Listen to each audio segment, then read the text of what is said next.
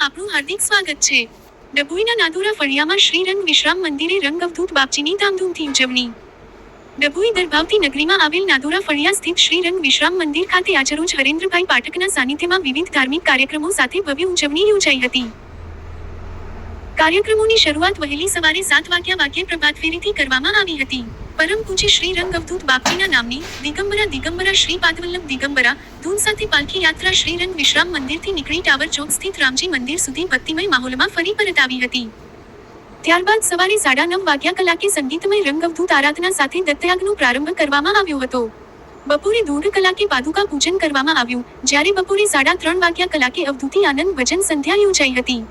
સાંજના સમયે પરમ પૂજ્ય બાપજીની શોભાયાત્રા સમગ્ર નગરમાં ભવ્ય રીતે નીકળી હતી.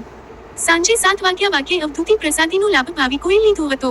આ ઉપરાંત સારનાથ નાળિયેર ઉમરના સમયે સેંકડો ભાવિક ભક્તોએ ઊંધી પડી પરમ પૂજ્ય શ્રી રંગ અવધૂત બાપજીના દર્શન કરી ધાર્મિક આનંદ અને ભાવવિભોર અનુભૂતિ કરી હતી.